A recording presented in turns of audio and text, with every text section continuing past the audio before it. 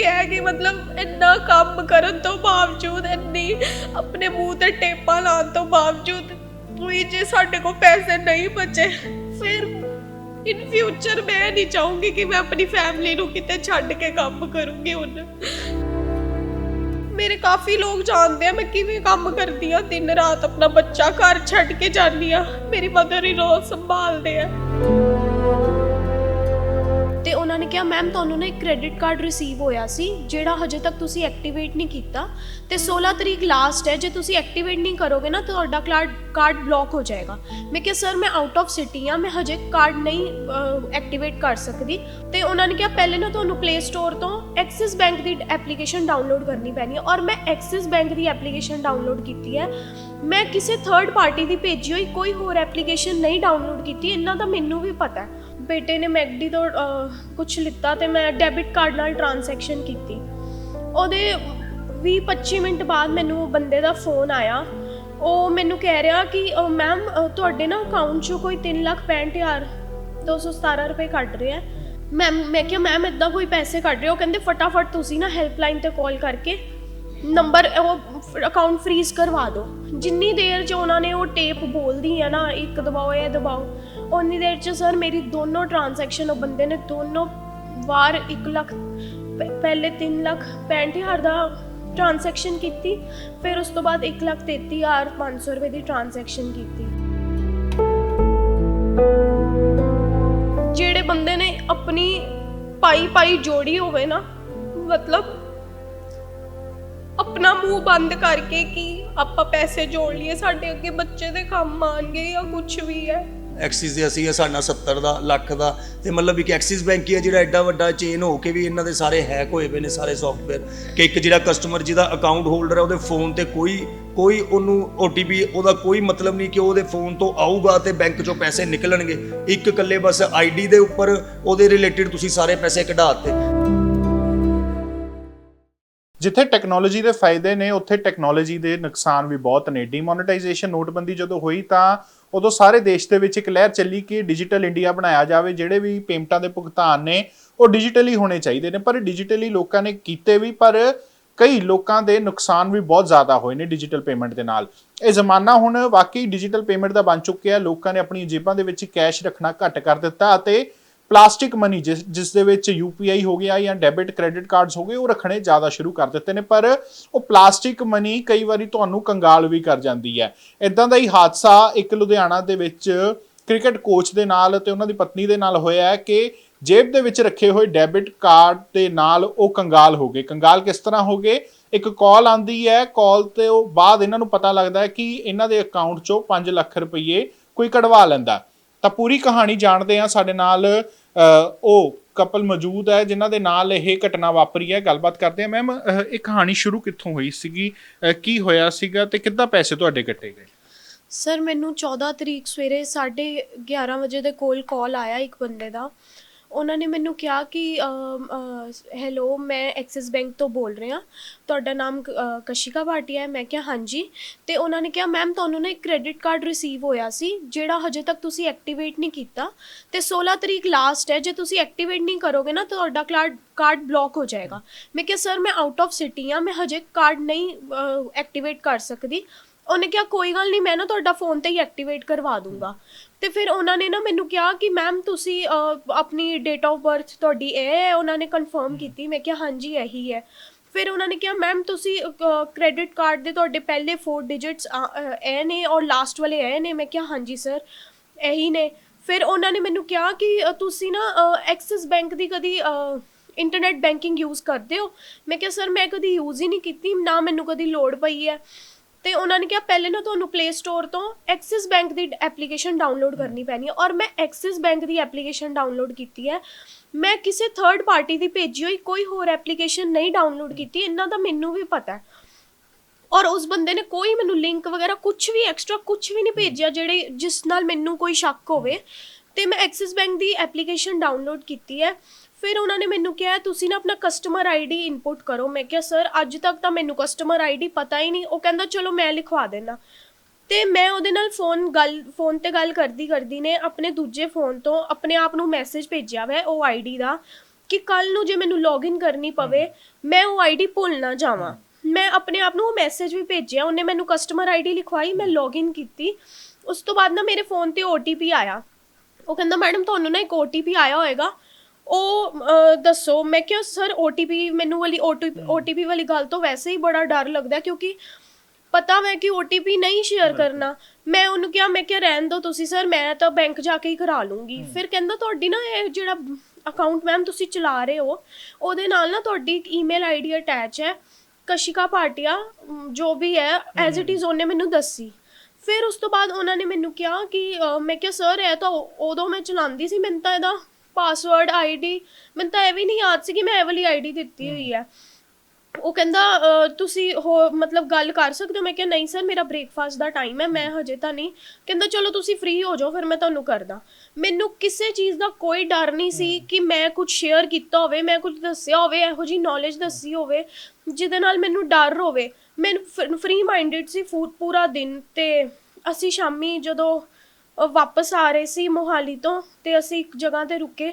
ਬੇਟੇ ਨੇ ਮੈਕਡੀ ਤੋਂ ਕੁਛ ਲਿੱਤਾ ਤੇ ਮੈਂ ਡੈਬਿਟ ਕਾਰਡ ਨਾਲ ਟ੍ਰਾਂਜੈਕਸ਼ਨ ਕੀਤੀ। ਉਹਦੇ 20-25 ਮਿੰਟ ਬਾਅਦ ਮੈਨੂੰ ਬੰਦੇ ਦਾ ਫੋਨ ਆਇਆ। ਉਹ ਮੈਨੂੰ ਕਹਿ ਰਿਹਾ ਕਿ ਮੈਮ ਤੁਹਾਡੇ ਨਾ ਅਕਾਊਂਟ 'ਚੋਂ ਕੋਈ 3,65,217 ਰੁਪਏ ਕੱਢ ਰਿਹਾ। ਮੈਂ ਉਸੇ ਟਾਈਮ ਬਹੁਤ ਜ਼ਿਆਦਾ ਘਬਰਾ ਗਈ। ਮੈਂ ਫਟਾਫਟ, ਉਹਨੇ ਮੈਨੂੰ ਕਹਿੰਦਾ ਮੈਡਮ ਇੱਕ ਨੰਬਰ ਡਾਇਲ ਕਰੋ। ਮੈਂ ਉਹਦਾ ਨੰਬਰ ਫਟਾਫਟ ਕੱਟਤਾ ਉਹਦਾ ਫੋਨ। ਫਿਰ ਉਸ ਤੋਂ ਬਾਅਦ ਮੈਂ ਨਾ ਐਕਸਿਸ ਬੈਂਕ ਦੇ ਮੈਮ ਦਾ ਨੰਬਰ ਸੀ ਮੇਰੇ ਕੋਲ, ਜਿਨ੍ਹਾਂ ਨੇ ਮੇਰਾ ਅਕਾਊਂਟ ਓਪਨ ਕੀਤਾ ਸੀ। ਮੈਂ ਉਹਨਾਂ ਨੂੰ ਫੋਨ ਕੀਤਾ। ਮੈਂ ਕਿਹਾ ਮੈਮ ਇੱਦਾਂ ਕੋਈ ਪੈਸੇ ਕੱਢ ਰਹੇ ਹੋ। ਕਹਿੰਦੇ ਫਟਾਫਟ ਤੁਸੀਂ ਨਾ ਹੈਲਪਲਾਈਨ 'ਤੇ ਕਾਲ ਕਰਕੇ ਨੰਬਰ ਉਹ ਅਕਾਊਂਟ ਫਰੀਜ਼ ਕਰਵਾ ਦਿਓ।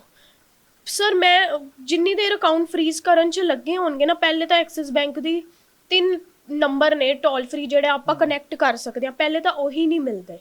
ਤੁਸੀਂ ਲੱਖ ਵਾਰੀ ਮਿਲਾ ਲਓ, ਭਾਵੇਂ ਹਾਰ ਕੇ ਚਲੋ ਉਸ ਦਿਨ ਬਾਈ ਲੱਖ ਮਿਲ ਵੀ ਗਏ, ਪਰ ਜਿੰਨੀ ਦੇਰ 'ਚ ਉਹਨਾਂ ਨੇ ਉਹ ਟੇਪ ਬੋਲਦੀ ਹੈ ਨਾ, ਇੱਕ ਦਬਾਓ ਇਹ ਦਬਾਓ, ਉਨੀ ਦੇਰ 'ਚ ਸਰ ਮੇਰੀ ਦੋਨੋਂ ਟ੍ਰਾਂਜੈਕਸ਼ਨ, ਉਹ ਬੰਦੇ ਨੇ ਦੋਨੋਂ ਵਾਰ 1 ਲੱਖ, ਪਹਿਲੇ 3,65,000 ਦਾ ਟ੍ਰਾਂਜੈਕਸ਼ਨ ਕੀਤੀ, ਫਿਰ ਉਸ ਤੋਂ ਬਾਅਦ 1,33,500 ਰੁਪਏ ਦੀ ਟ੍ਰਾਂਜੈਕਸ਼ਨ ਕੀਤੀ।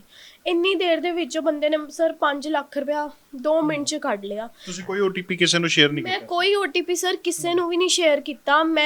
ਮੈਂ ਸਾਰਿਆਂ ਨੂੰ ਉਹੀ ਕਹਿ ਰਹੀ ਹਾਂ, ਸਾਰੇ ਮੈਨੂੰ ਕਮੈਂਟਸ ਪੜ੍ਹਦੀ ਹਾਂ ਲੋਕਾਂ ਦੇ, ਲੋਕੀ ਕਹਿ ਰਹੇ OTP ਤੋਂ ਬਿਨਾਂ ਤਾਂ ਕੁਝ ਹੋ ਹੀ ਨਹੀਂ ਸਕਦਾ। ਮੈਂ ਕਹਿੰਦੀ ਹਾਂ ਜੇ ਇੰਨੀ ਡੀਪ ਮਤਲਬ ਇਨਵੈਸਟੀਗੇਸ਼ਨ ਹੁੰਦੀ ਹੈ ਨਾ, ਤੇ ਮੈਂ ਇੰਨਾ ਵੀ ਦਾਅਵਾ ਕਰ ਸਕਦੀ ਹਾਂ ਕਿ ਤੁਸੀਂ ਰਿਕਾਰਡਿੰਗਾਂ ਕਢਾਓ। ਜੇ ਮੈਂ OTP ਸਰ ਸ਼ੇਅਰ ਕੀਤਾ ਹੋਵੇ ਨਾ, ਮੈਨੂੰ ਕੋਈ ਵੀ ਕਹਿ ਜਾਵੇ, ਮੈਂ ਕੋਈ OTP ਸਰ ਸ਼ੇਅਰ ਨਹੀਂ ਕੀਤਾ।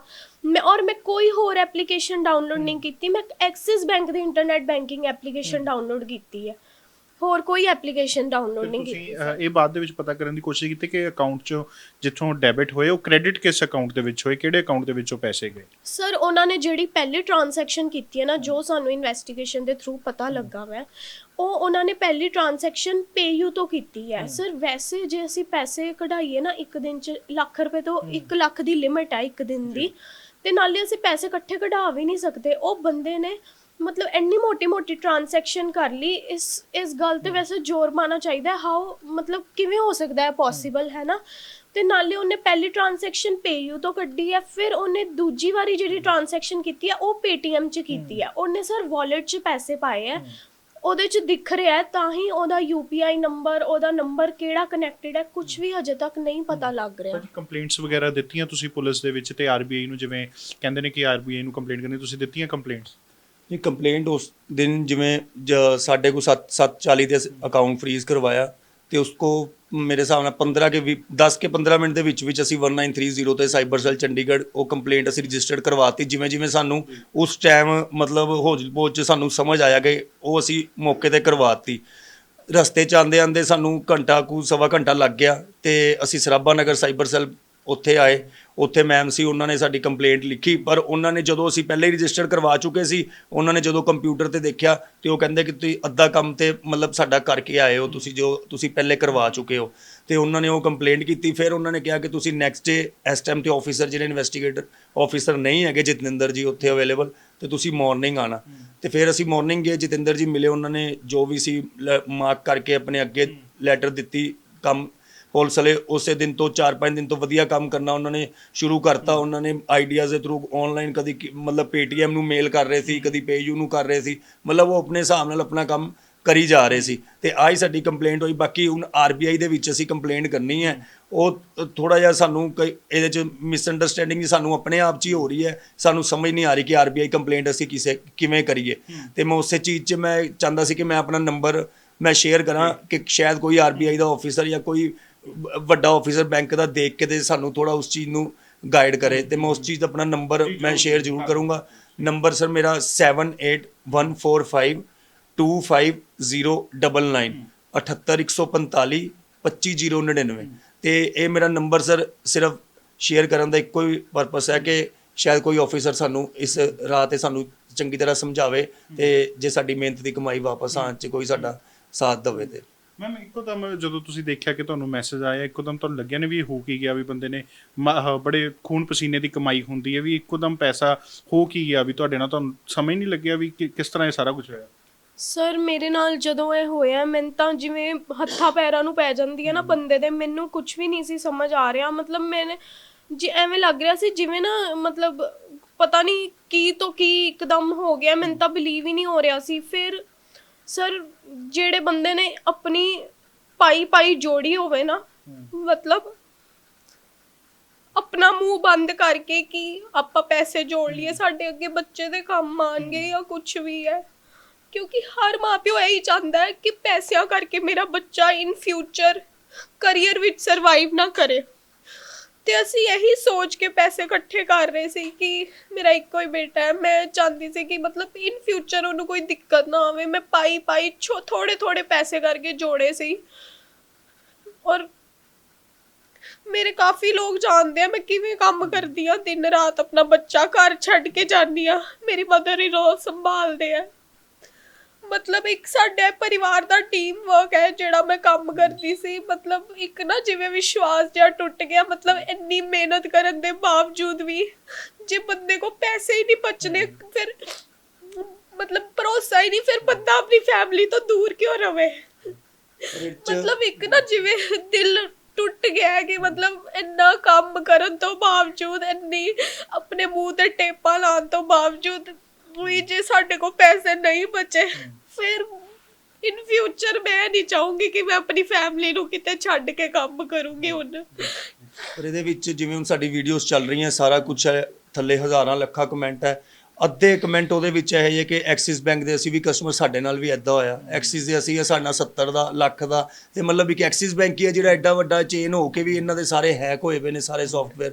ਕਿ ਇੱਕ ਜਿਹੜਾ ਕਸਟਮਰ ਜਿਹਦਾ ਅਕਾਊਂਟ ਹੋਲਡਰ ਹੈ ਉਹਦੇ ਫੋਨ ਤੇ ਕੋਈ ਉਹਨੂੰ OTP ਉਹਦਾ ਕੋਈ ਮਤਲਬ ਨਹੀਂ ਕਿ ਉਹਦੇ ਫੋਨ ਤੋਂ ਆਊਗਾ ਤੇ ਬੈਂਕ ਚੋਂ ਪੈਸੇ ਨਿਕਲਣਗੇ। ਇੱਕ ਇਕੱਲੇ ਬਸ ID ਦੇ ਉੱਪਰ ਉਹਦੇ ਰਿਲੇਟਿਡ ਤੁਸੀਂ ਸਾਰੇ ਪੈਸੇ ਕਢਾ ਦਿੱਤੇ। ਤੇ ਕਿੱਥੇ ਬੰਦਾ ਸੇਫ ਹੈ ਇਹਦੇ ਵਿੱਚ? ਤੇ ਮੇਰੇ ਹਿਸਾਬ ਨਾਲ ਤੇ ਪ੍ਰਾਈਵੇਟ ਬੈਂਕਾਂ ਨੂੰ ਤੇ ਫਿਰ ਬੰਦੇ ਨੂੰ ਬਾਈਕਾਟ ਕਰਨਾ ਚਾਹੀਦਾ। ਖਾਸ ਕਰਕੇ ਇਹ ਐਕਸਿਸ ਬੈਂਕ ਜਿਨ੍ਹਾਂ ਦੇ ਲੋਕਾਂ ਨਾਲ ਇੰਨੇ ਧੋਖੇ ਹੋਏ ਨੇ, ਇੰਕਲੂਡਿੰਗ ਅਸੀਂ ਵੀ ਵਿੱਚੋਂ ਐਡ ਹੋ ਗਏ ਹਾਂ। ਤਾਂ ਟੈਕਨੋਲੋਜੀ ਦੇ ਫਾਇਦੇ ਤਾਂ ਹੈ, ਪਰ ਮਿਹਨਤ ਦੀ ਕਮਾਈ ਜਿਹੜੇ ਲੋਕਾਂ ਨੇ ਮਰ ਕੇ ਪੈਸੇ 1-1 ਰੁਪਈਆ ਕਰਕੇ ਜੋੜੇ ਹੁੰਦੇ, ਇੱਕ ਝਟਕੇ ਦੇ ਵਿੱਚ ਚਲੇ ਜਾਣ ਤਾਂ ਤੁਸੀਂ ਸੋਚ ਹੀ ਸਕਦੇ ਹੋ ਕਿ ਉਸ ਪਰਿਵਾਰ ਦਾ ਹਾਲ ਕੀ ਹੁੰਦਾ ਹੋਏਗਾ। ਤਾਂ ਸਾਵਧਾਨ ਤੇ ਸਤਰਕ ਰਹਿਣਾ ਚਾਹੀਦਾ ਹੈ ਤੇ ਕਿਸੇ ਵੀ ਐਦਾਂ ਦੀ ਜਦੋਂ ਕੋਈ ਘਟਨਾ ਵਾਪਰਦੀ ਹੈ ਤਾਂ ਤੁਰੰਤ ਉਸ ਦੀ ਕੰਪਲੇਂਟ ਵੀ ਦੇਣੀ ਚਾਹੀਦੀ ਹੈ। ਤਾਂ ਵਧੇਰੇ ਅਪਡੇਟਸ ਸਾਨੂੰ ਜਰੂਰ। ਕੈਮਰਾਮੈਨ ਸੰਦੀਪ ਸਿੰਘ ਨਾਲ ਸਨਮਜੀਤ ਸਿੰਘ ਕੋਲਾ, ਰੋਜ਼ਾਨਾ ਸਪੋਕਸਮੈਨ, ਲੁਧਿਆਣਾ।